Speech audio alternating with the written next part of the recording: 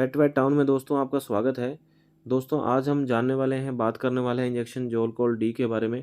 तो ये जो जोलकोल डी इंजेक्शन है दोस्तों, इसके अंदर साल्ट क्या रहता है, पशुओं में, गाय भैंस में इसकी डोज़ क्या रहती है, क्या ये काम करता है और ये प्रेगनेंसी सेफ़ है या नहीं। तो दोस्तों सबसे पहले आप हमारे चैनल को सब्सक्राइब करें, बेल आइकन के बटन को भी दबाएँ। तो आइए दोस्तों शुरू करते हैं।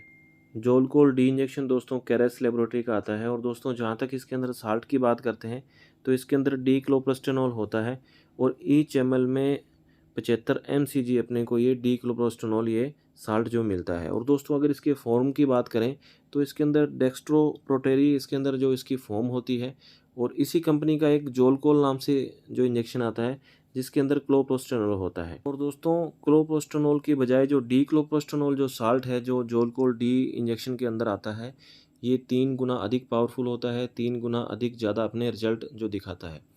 दोस्तों जहाँ तक बात करते हैं कि ये एक तरह से हार्मोन का इंजेक्शन है, हार्मोनल इंजेक्शन है, जो काफ़ी पशुओं में हार्मोनल जो चेंजिंग करता है। मैं साइंस की भाषा में नहीं बताऊंगा कि ये लगाओगे तो उसके बाद में ये ऑक्सीटोसिन रिलीज़ करेगा, उसके बाद PGF2 अल्फ़ा होगा। तो ये मैं नहीं, आपको सिंपल वे में आपको मैं बताऊंगा कि अपन किस कंडीशन में कब लगा सकते हैं।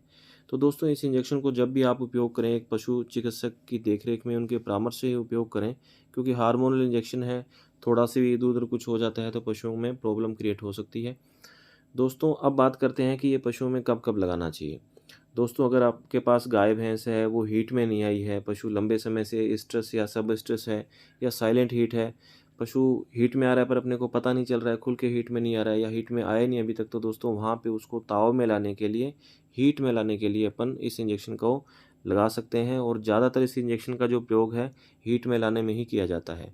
या दोस्तों पशुओं की बच्चेदानी में इन्फेक्शन है, मेट्राइटिस है, पस भर जाती है, पायोमेट्रा हो जाता है, एंडोमेट्राइटिस हो जाती है, बच्चेदानी में स्वेलिंग आ जाती है इन्फेक्शन के कारण, वहाँ पस भरी रहती है। तो इसका जो उपयोग है उस समय किया जाता है ताकि बच्चेदानी का मुंह है थोड़ा सा हल्का ओपन हो जाए और वहाँ से जो जो जितना भी जो पायोमेट्रा जो गंदगी है, पस है, वो सब बाहर निकल जाए। और दोस्तों इस इंजेक्शन का उपयोग वहाँ भी किया जाता है जहाँ पशु जेर समय पे नहीं गिरा रहा है, काफ़ी टाइम हो गया, या जब जेर निकाली है, आरओपी का केस है, कुछ जेर अंदर रह गई है, या कभी-कभी पशुओं में ये देखा जाता है कि पशु के ब्याने के कुछ टाइम बाद उसका जो पशु का जो बच्चेदानी का मुँह है बंद हो जाता है, उसको वापस ओपन करने के लिए ताकि ज़हर आसानी से बाहर निकल जाए, तब इसको इंजेक्शन को दोस्तों लगाया जाता है। अबॉर्शन की कंडीशन होती है दोस्तों, वहाँ पे भी इस इंजेक्शन को लगाया जाता है जहाँ पे लगता है कि बच्चा अंदर मर गया है, बच्चा अंदर सड़ गया है, तो वहाँ पे बच्चेदानी का मुँह खोल के बच्चे को बाहर निकालना जो पड़ता है। तो उस कंडीशन में अगर बच्चे का मम्मीफिकेशन हो जाता है तो वहाँ पे बच्चेदानी का मुँह जो ओपन करके बच्चे को बाहर निकाला जाता है, तो वहाँ पे भी इस इंजेक्शन का उपयोग किया जाता है ताकि जो बच्चा पेट में मरा है या सड़ गया है उसको आसानी से बाहर निकाला जा सके। और दोस्तों कभी-कभी देखते हैं कि जो पशु है, जो गाय है, भैंस है, उसका जो प्रेगनेंसी का जो टाइम पीरियड है कंप्लीट हो गया है, बच्चा उसको दे देना चाहिए था, कुछ दिन ऊपर निकल गए हैं।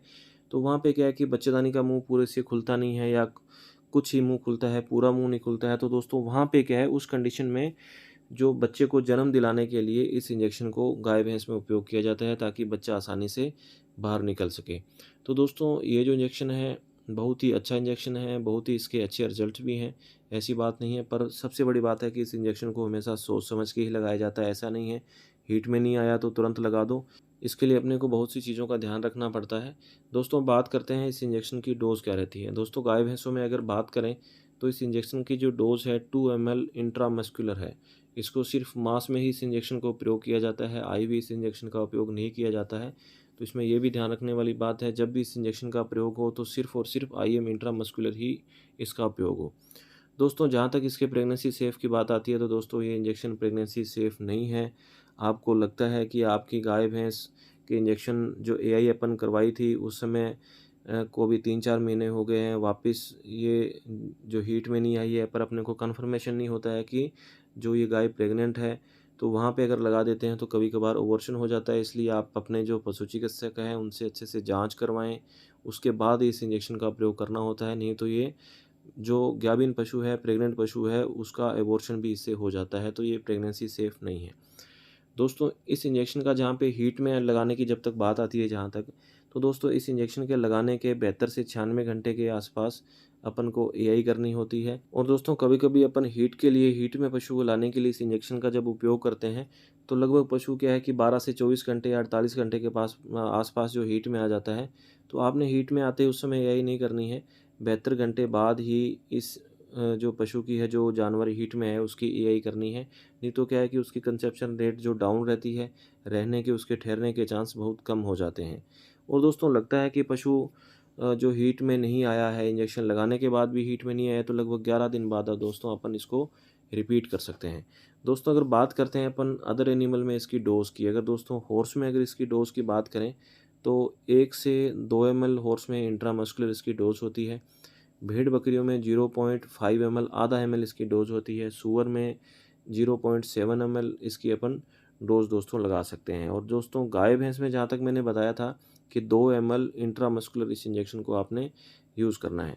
दोस्तों अब बात आती है कि इस इंजेक्शन के साइड इफ़ेक्ट क्या रहते हैं। साइड इफ़ेक्ट की दोस्तों बात थी कि एक तो प्रेगनेंसी सेफ़ नहीं है, प्रेग्नेंट पशु को नहीं लगाना है। जो पशु सेंसिटिव हो, एलर्जिक हो, जिस पशु को एलर्जी हो किसी चीज़ से, तो वहाँ पे आपने इस इंजेक्शन को यूज़ नहीं करना है। स्वास्थ्य संबंधी कोई दिक्कत हो, श्वसन तंत्र से कुछ संबंधी पशु में अगर कोई गड़बड़ी हो, तो वहाँ पे दोस्तों इस इंजेक्शन का उपयोग नहीं करना है। तो दोस्तों इस इंजेक्शन का उपयोग करते समय आपने इन बातों का ध्यान रखना है। बाकी मैं आपको शॉर्ट में बता देता हूँ कि जहाँ पे पशु हीट में नहीं आता है, गाय-भैंस अभी तक हीट में नहीं आई है, 4-4 साल की हो गई हैं, 5-5 साल की हो गई हैं, ब्याए हुए 6-6 महीने हो गए, साल हो गया, तो वहाँ पे पशु को हीट में लाने के लिए अपन इसका उपयोग करते हैं। अगर पशु के बच्चेदानी में पस भरी हुई है, पायोमेट्रा है, एंडोमेट्राइटिस है, मेट्राइटिस है, वहाँ पे क्या है, बच्चेदानी का मुँह ओपन करने के बाद वो पस को रिलीज़ करने के लिए इसको लगाया जाता है। ज़ेर गिराने के लिए इस इंजेक्शन का उपयोग किया जाता है। कुछ ज़ेर अगर रह जाती है, क्योंकि कभी-कभी हाथ से पूरी नहीं निकलती है, तो वहाँ पे क्या है कि इस इंजेक्शन का उपयोग किया जाता है। अबॉर्शन की कंडीशन है, वहाँ पे इसका जो उपयोग किया जाता है, बच्चा पेट में सड़ जाता है, तो वहाँ उस बच्चे को बाहर निकालने के लिए, बच्चे का मम्मीफ़िकेशन हो जाता है, तो वहाँ उस बच्चे को, मरे हुए, सड़े हुए बच्चे को बाहर निकालने के लिए इस इंजेक्शन का उपयोग किया जाता है। पशु ब्याने में देरी कर रहा है, वहाँ पे इसको लगा सकते हैं। तो दोस्तों ये था इसका एक तरह से शॉर्ट भी, अपन किस-किस कंडीशन में लगा सकते हैं। और दोस्तों सबसे बड़ी बात है कि जब भी आप इस इंजेक्शन का प्रयोग करें, तो एक पशु चिकित्सक के परामर्श के अनुसार ही प्रयोग करें, आप समय उसका बिल्कुल यूज़ ना करें। तो दोस्तों आपको ये जानकारी कैसी लगी आप ज़रूर बताइएगा। धन्यवाद।